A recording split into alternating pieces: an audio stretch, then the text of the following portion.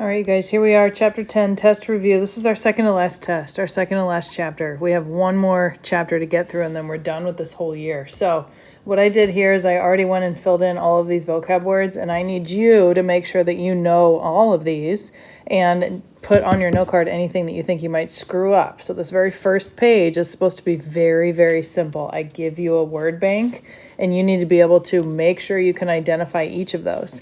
A couple things I noticed on our quiz: make sure that you know that if it's just a segment over the top, that it is a chord.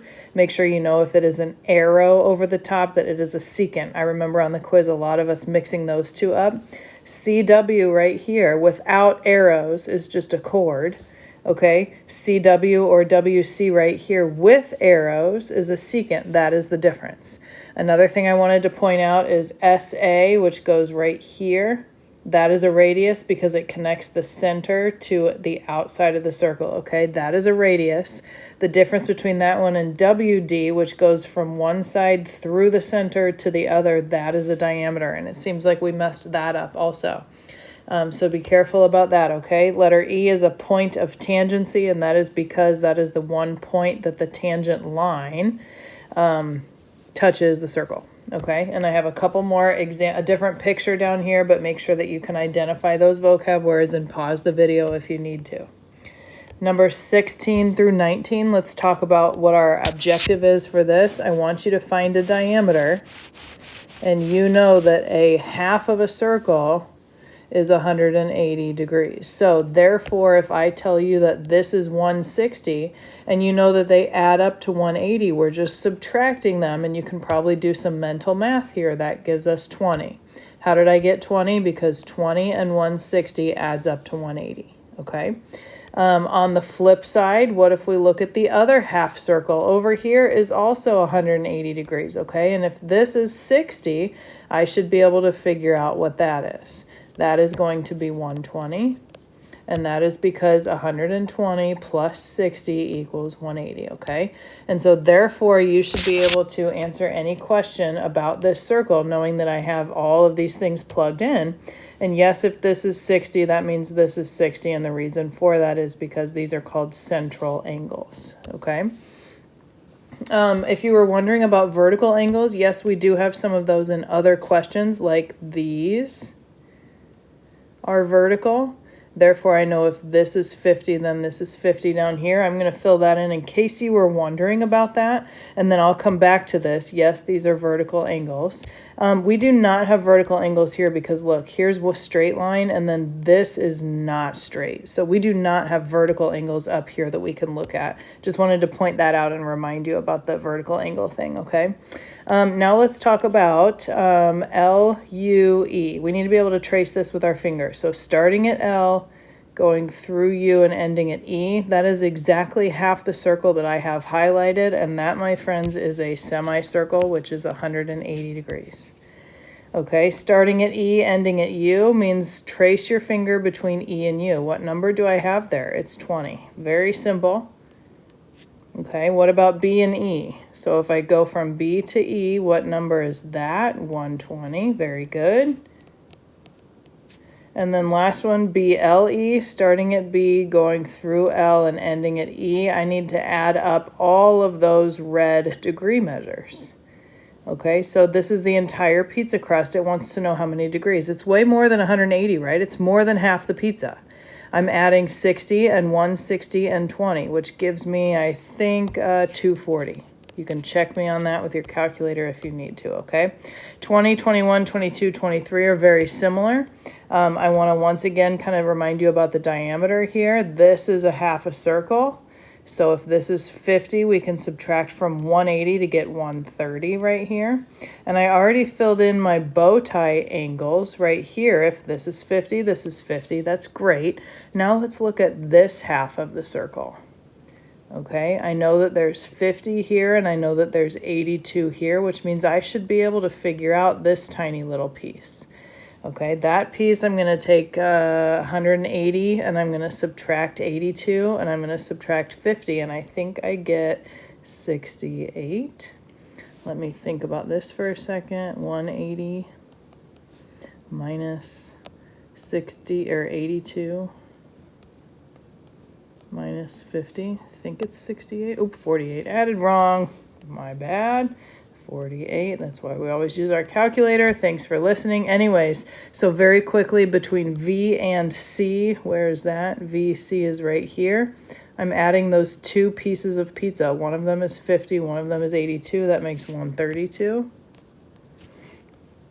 Z and C is right here. I'm adding those two pieces of pizza, 50 and 48, which makes 98. CVX, start at Z, go through V, and end at X. Almost the entire pizza. So I'm adding 82, 50, 130, and 50, which is the same thing as taking 360 degrees and subtracting the only piece of pizza that we don't have, which is 48. I think that gives me 312. You can check me on that, the calculator. And then ZV. ZV right here, give me a number, 130. Okay. I got another example here. I will leave that one for you to practice. Let's talk about inscribed angles. Hopefully on your note card, you have, next to any vocabulary words that you think you might forget, you have an angle that goes through it touches the circle like this. And what hopefully we drew is that to figure out what the arc is we double. And to figure out what the angle is we cut in half. Okay, the relationship is either if you have this number, you double it to get the arc, or if you have the arc, you cut it in half to get the angle. Half of 150 is 75. We are looking for the angle here. Okay, now we're looking for the arc. This is what we're looking for, and I am going to double 31 and get 62. Okay, another thing that you should probably get on your note card is you should have a circle that has a quadrilateral inside of it, and this is a question that I was very disappointed in on the quiz that we didn't know what to do. We take 180 and we subtract 130 and we get 50 equals y. Okay, they are supplementary. I believe you should have that written on your note card. This and this together equal 180. So in order to find what x is, we subtract and we get 100. Okay, even if I give you an equation to solve, we take whatever's here and add them up and equal them to 180. Okay, whatever's here and whatever's here, opposite angles. We add them up and equal them to 180. Same thing for number 31. Let's talk number 32. You should have a formula on your note card that says angle equals arc plus arc divided by 2. And you need to know the difference, my friends and family, between the angle and the arc. Okay, here's one arc. It's part of the pizza crust. It's labeled X. Here's another arc. It's labeled 100. It's the other part of the pizza crust. And the angle in the middle is the 70. So I'm going to put the 70 right there. One of the arcs is X. The other arc is 100. Divide by 2. In order to cancel the 2 and solve for X, I'm going to multiply by 2 on both sides. Cancel. That gives me 140. And you should know how to solve it from here. 40 equals X. No big deal. In that case, we were looking for the arc. Excuse me. Okay, how about this one? I'm going to highlight the two arcs. Here's a pizza crust. Here's a pizza crust. I'm going to take angle equals arc plus arc divided by 2. If you need to copy this entire problem down, then go for it. I don't know the angle, so I'm going to put an X there. One of the arcs is 60. One of the arcs is 140. 60 and 140 makes 200. Therefore, I got 100 for X. And in that problem, I was looking for the angle. Okay, got a couple more. If you remember, the way I taught this in class is we had a pink chord and we had a blue chord. And we took our two pink numbers and multiplied them together, 5 and X, and set it equal to the blue numbers, which were 10 and 8. Okay, this is very simple. This is how you do these. And if you want to draw this picture, copy it down, make yourself a note that we have a pink chord. I'm taking 5 and X and multiplying them. And a blue chord, I'm taking 10 and 8 and multiplying them. And from there, I got 5X equals 80. I'm going to divide by 5, and I think that gives me 16. 80 divided by 5. Yes. Okay, so I got 16 there. Number 35 is the exact same. I'm going to just blast through number 36 real quick. You should have a formula on your note card for circumference. It's 2 pi r, and area is pi r squared, and it wants both of them. And look, great, we are given this is the radius. Sometimes I give you the diameter, which goes from one side to the other, and then you have to cut it in half to figure out what the radius is. But look, the radius is what goes right there and what goes right there. So we're just going to plug those into our formula. I'm going to put 2 times pi times 11, because I'm taking the 11 and plugging it in right there. I'll do the same thing for area in a second. When I take 2 times 11, that gives me 22, and we still have pi. That's the answer in terms of pi, 22 pi. If you want an exact answer, rounded to the nearest whole number, you take 22 and multiply it by 3.14, and that would be 69. The 0.0 does not round up.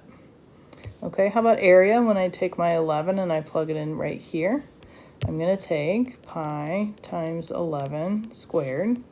11 times 11 is 121. That is my answer in terms of pi. If I wanted an exact answer, I would take 121 times 3.14. And I get 379.9, which rounds to 380. Okay? So this first answer is in terms of pi. That's when you have a pi in your answer. The second answer, rounded, is what you type in after you use 3.14. Okay? I'm going to do number 37 the exact same way, except look at the 16. That means 8 and 8. That means your radius is 8. Okay, remember the radius is only from here to here. So in your formula, you're going to be plugging in 8, and you're going to do exactly what I did for number 36, okay? Number 38 is going to be the last one I'm going to do. It tells me that the circumference is 8 pi, and I have a formula for circumference. I'm just going to look it up on my note card. And since it's telling me what the circumference is, that's this, I'm going to plug in 8 pi for circumference. Okay, so I got 8 pi equals 2 pi r. You remember that pi's cancel on each side, so we get 8 equals 2 pi, and you know how to get that by itself, or I mean 2r, excuse me, the pi canceled. I'm going to divide both sides by 2. That means r equals 4, and that's the radius. Now what is the question asking? It wants the radius and the diameter. So the radius is 4, and you know what radius is. It's from the center to the outside. This is 4. If I wanted the diameter from over here all the way to here, I would do 4 plus 4, which is 8. That would be the diameter, okay? Thanks for watching, you guys. Let's crush our second to last test, okay? Let me know if you have questions, please.